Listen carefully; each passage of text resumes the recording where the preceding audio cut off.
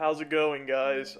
So I guess I'm doing a review on the new Super Mario Brothers movie, the one in 2023.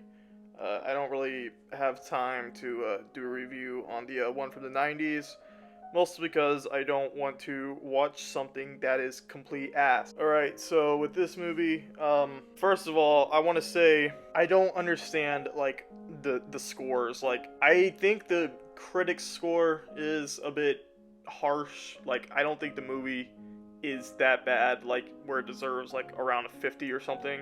Like, I had fun watching it.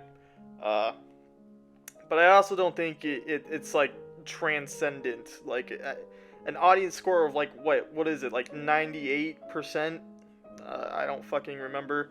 Like I think that's a little too high. Like this movie, it still has its flaws and shit. By the way, it's super fun going to the movie theaters with your friends when you and your friends are the only grown adults that are not accompanied by children. It's definitely a better look to go as a group with other grown men to see this movie rather than going alone. It's not a great look to go alone as a grown man without children, seeing a movie like this at a theater. So I don't know why I went on that little tangent. So yeah, the movie, it was alright, wasn't terrible, wasn't necessarily incredible, but it was alright. I don't understand, like, why people like Philip DeFranco are crying over this movie. Like, it, you're a grown ass man. It's the fucking Super Mario Brothers movie. Why are you crying over it? It did not have any emotional impact on me. Okay, like how the fuck does it have an emotional impact on a fucking like 40-year-old man with children of his own? I don't know. Maybe it's because he grew up with this property and I didn't. I suppose I should start discussing the vocal performances of the actors involved in this movie. So, anyways, with Chris Pratt's performance, I thought he did a pretty decent job. A lot of people were not happy when he was cast as Mario, and I mean, I can understand why, because I look at him, he does not look like he can do the voice of an Italian-American plumber from Brooklyn, but I was pleasantly surprised. I think he pulled it off for the majority of the movie. I understand there are a lot of people that believed that Charles Martinet should have done the voice for Mario, since he's been doing the voice for Mario in the video games for God knows how long. And I love Charles Martinet, alright? I love the dude, but if I had to hear "Let's go" for like an hour and a half, I would probably shoot myself in the head. Regarding other cast members, I thought Charlie Day did a pretty solid job. I was really impressed with Keegan-Michael Key. I couldn't really tell that was his voice, really. Everybody loved Jack Black as Bowser. I don't really think I need to make any comments on it because I think what I want to say has already been said. Fred Armisen as Cranky Kong, he was pretty good.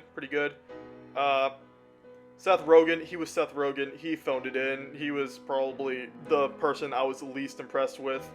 And second to that, I would say Anya Taylor-Joy, and I don't want to get too critical of her because, God, that is a beautiful woman, but I feel like her Peach was really phoned in. But in all fairness to her, I don't really think there's a whole lot you can do with Peach. I mean, when you go into the games, she doesn't have, like, the most personality, so I can understand, like, the writers kind of had to invent a personality for her in the movie, and I guess she kind of just went on to how she interpreted, how she was written for the film, so I guess you can get a pass for that. But yeah, Seth Rogen, he did not fucking try at all. I don't know why nobody gives him flack for it, because he didn't try to fucking do any voice. He just did his regular fucking speaking voice. Regarding the plot, it's a origin story, fish out of water plot. I don't really think there's anything more to say about it. I thought the pacing was way too fast.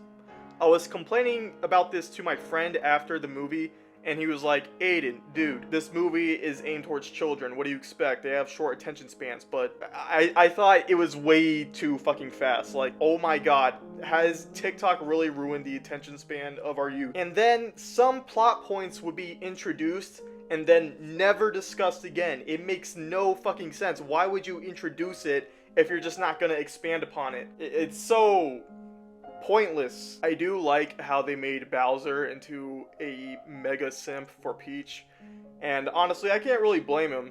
I mean, if you look at Peach's lips, dude, it looks like she gives the most insane blowjobs. So, aside from those complaints that I have, I still enjoyed the movie overall. You know, it's good, pointless, fun. It is pointless, but nonetheless fun. And you know, if you want to shut off your brain for about an hour and a half, this is a good film to do that with. So if I were to give it a rating based off of a completely arbitrary score, I would say maybe a 6.5 out of 10. Okay, bye.